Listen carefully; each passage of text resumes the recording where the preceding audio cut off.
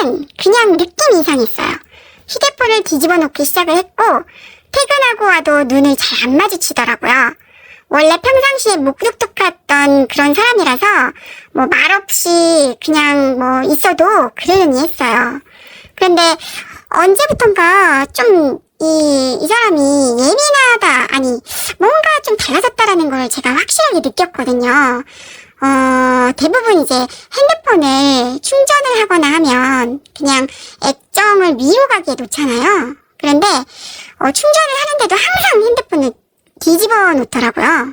액정이 안 보이게 바닥을 덮고 있더라고요.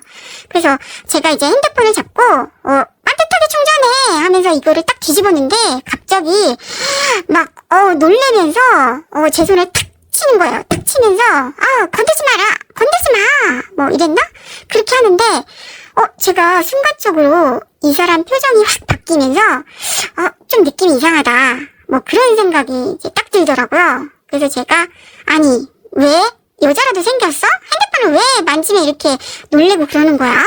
하면서 이제 제가 그렇게 말을 던졌는데 신랑의 얼굴을 보니까 얼굴이 막 빨개지면서 되게 막 놀라고 막 당황해하는, 그리고 막 제가 이렇게 전곡을 찔러서 딱 얘기를 하니까 너무 막 긴장하는 게 보였어요. 그래서 제가 그때 처음으로 신랑이 뭔가 있구나 하고 이제 생각을 했는데, 정말 사람이 웃긴 게 제가 웃기더라고요. 사실 사람이 웃긴 것보다 제가 웃긴 게, 그렇게 의심이 드는 행동을 했는데도 제 스스로가 내가 왜 신랑을 의심하고 있지? 내가 좀 예민한가? 이런 생각이 드는 거예요. 그래서 사실 이제 그거를 크게 문제 삼지는 않고 그냥 이제 그때는 넘어갔거든요.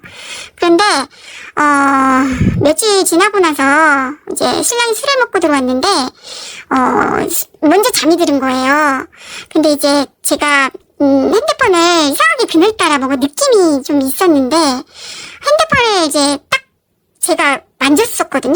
뭐 이렇게 왜 핸드폰을 이렇게 맨날 충전할 때 그런가 하고서는, 근데 그 순간에 정말 또 딱하니 메시지가 오는 거예요. 근데 회사 사람 그 이름으로 오더라고요. 그래서 그냥 뭐 그런가 보다 했는데 메시지가 이제 잠깐 떴다가 이제 없어졌는데, 오늘 너무 좋았다고, 보고 싶다고. 저 진짜 그때 생각이 또 떠올라서 가슴이 좀 또 너무 떨리는데요. 하여튼 그거를 보게 돼서 제가 핸드폰을 다 뒤져봤거든요. 근데 카톡 같은 거, 이제 메시지 같은 거는 미리 다 지워놨더라고요. 그래서 이제 제가 핸드폰을 뺏어서 이것저것 다 이제 확인을 했는데, 뭐 다른 건 다 깨끗하게 뭐 없어요. 뭐 내용이 없더라고요. 바로바로 지운 것 같아요. 그런데 그 휴지통에 깜빡 잊고 뭐 그 휴지통 비우는 거를 잊고 있었나 봐요. 최근에 그 지웠던 그 사진 몇 장이 있더라고요.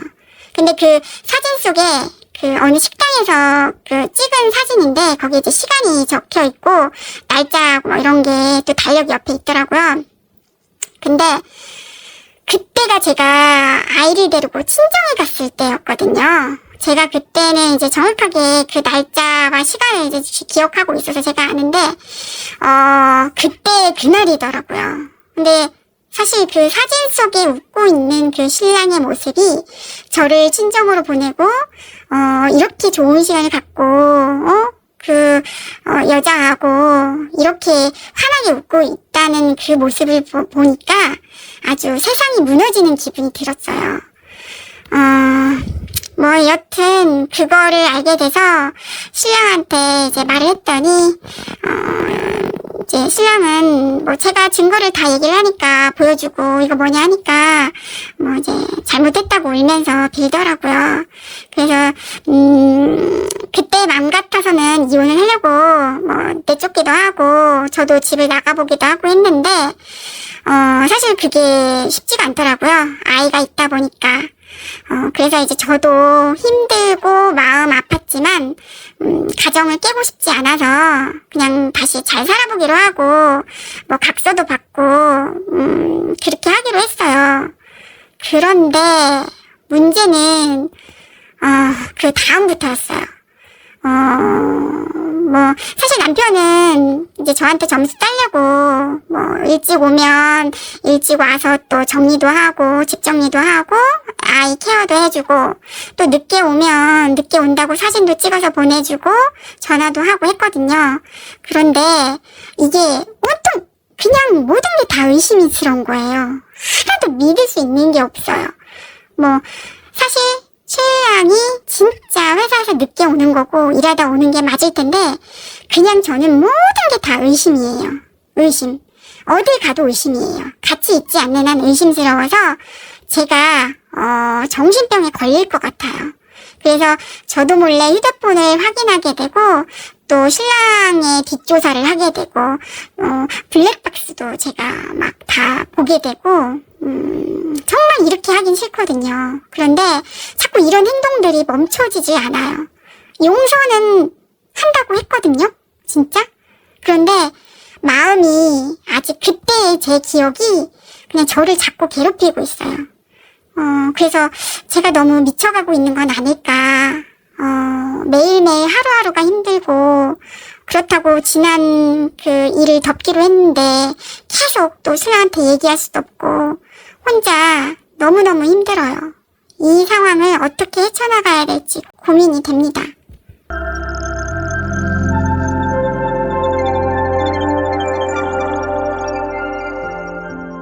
안녕하세요. 금소리입니다. 오늘 사연은 바람 피운 배우자를 용서했지만 매일 밤 의심 속에서 살아가고 있는 힘든 아내분의 이야기입니다. 사연자분은 가정을 지키기 위해 다시 잘 살아보기로 결정은 했는데요. 마음은 아직도 남편의 외도를 처음 알게 된 그날 밤에 멈춰 있다고 이야기하십니다. 오늘 이 이야기가 비슷한 상처를 안고 살아가는 분들에게 조금이나마 위로와 이해가 되었으면 좋겠습니다. 위 사연자처럼 많은 분들이 착각하는 게 하나 있습니다. 용서하면 마음도 바로 회복될 거라는 생각을 하는 거죠. 하지만 외도는 단순한 부부싸움이 아닙니다. 심리학적으로는 애착 대상에게서 받은 배신에 가깝죠. 우리가 배우자와 살아간다는 건 단순히 잠을 자고 밥을 먹고 이런 의미만을 이야기하는 것이 아닙니다. 내가 힘들 때 기댈 수 있는 사람, 나를 해치지 않고 지켜줄 수 있는 사람, 즉 심리적 안전기지를 만드는 그런 사람인 거죠. 그런데 외도는 그 안전기지가 완전히 무너지는 상황인 겁니다. 그래서 외도를 겪은 사람들은 단순히 화가 나는 걸 넘어서 현실 감각이 깨지고 자존감이 무너지고 세상을 믿는 방식 자체가 흔들리게 됩니다. 특히 많이 나타나는 게 과각성 상태라는 심리 반응입니다. 원래 사람의 뇌는 큰 충격을 받으면 다시는 같은 상처를 당하지 않기 위해서 계속 위험 신호를 감지하려고 합니다. 그래서 배우자가 늦게 들어오게 되면 머리보다 몸이 먼저 반응을 하게 되는데요. 심장이 뛰고 잠이 안 오고 계속 휴대폰을 확인하고 싶어지고 작은 행동 하나에도 나름대로 상상을 하며 큰 의미를 부여하게 되죠. 이건 집착이라기보다는 상처 입은 내가 또 버려지면 안 된다고 경계하는 상태에 가깝습니다. 문제는 시간이 지나도 상처가 제대로 회복되지 않으면 사람이 점점 관계 안에서 감시자처럼 변해가게 되는 거거든요. 사랑받고 싶은 마음보다 확인하고 통제하려는 마음이 커집니다. 왜냐하면 한번 무너진 신뢰는 머리로만 복구되지 않기 때문이죠. 그래서 많은 분들이 이런 말을 하세요. 분명 용서한다고 했는데 왜 아직도 이렇게 마음이 힘들고 괴롭죠?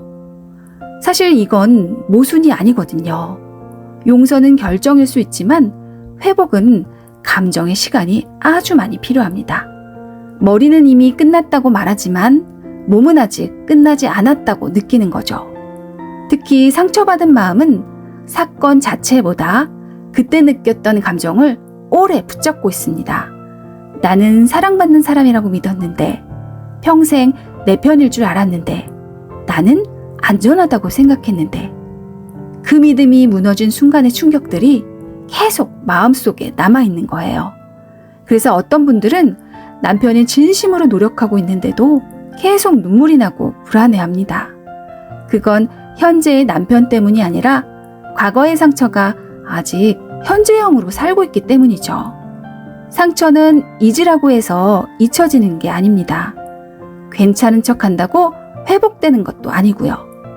오히려 가장 필요한 건 내가 왜 이렇게까지 불안한지를 스스로 이해받는 게 필요합니다. 내가 이상한 사람이어서가 아니라 그만큼 깊게 마음을 상처받았다는 걸 인정해주는 거예요. 그리고 다시 사람을 믿는 감각을 천천히 회복해가는 거죠. 그 과정 없이 억지로 참기만 하면 겉으로는 둘만의 관계가 유지될진 몰라도 마음은 계속 지옥 속에 머물게 됩니다. 용서 이후에도 힘든 이유는 아직 사랑해서가 아니라 아직 상처가 끝나지 않았기 때문이죠. 용서했다와 신뢰가 회복됐다는 문제는 전혀 다른 문제거든요. 외도는 단순히 배우자가 다른 사람을 만난 사건이 아니라 내가 믿었던 현실이 무너진 경험에 가깝잖아요. 그래서 용서하기로 결정했는데도 심지어 스스로 왜 내가 자꾸 이렇게 의심을 하지? 내가 미쳐가는 건 아닌가? 라는 생각들이 드는 게 정말 당연한 겁니다. 하지만 이건 미쳐가는 게 아니라 상처받은 내가 위험을 감시하는 상태니까요. 문제는 계속 의심을 확인하려고 하면 할수록 불안이 잠시 줄었다가 더 커진다는 거예요. 예를 들어서 휴대폰 검사를 한다던가 남편이 있는 위치를 확인한다던가 또 SNS 확인하고 또 상대방의 어떤 행동들을 추궁하고 이런 거를 하게 되면 잠깐은 안심이 되겠죠. 하지만 며칠 뒤에 또 불안이 계속 이어지게 됩니다. 그래서 진짜 중요한 질문은 남편을 용서했는가가 아니라 남편을 다시 믿을 수 있는가? 이 질문을 던져보셔야 합니다. 남편이 나에게 행동을 믿을 수 있게 보여주고 있는가? 신뢰는 용서로 회복되는 게 아니라 투명한 행동, 남편의 꾸준한 노력하는 모습, 태도, 거짓말 없는 생활들이 몇 개월 혹은 몇 년 동안 쌓여야 그 신뢰가 회복됩니다. 지금도 의심 때문에 많이 괴롭고 힘들다면 스스로 아내분 탓하지 마세요. 아내분이 이상한 게 절대 아니라 그만큼 남편분을 깊이 사랑했고 깊이 상처받았기 때문입니다. 상처는 감추는 것이 아니라 상대에게 이해받을 때 회복됩니다. 오늘도 힘든 마음을 혼자 견디고 있다면 아내분 마음 역시 충분히 위로받을 자격이 있습니다. 용서는 결심으로 할 수 있지만 신뢰는 시간으로 회복됩니다. 그래서 오늘도 흔들리는 마음을 너무 미워하지 마세요. 아직 아픈 마음이 괜찮아질 준비를 하고 있는 것일지도 모릅니다.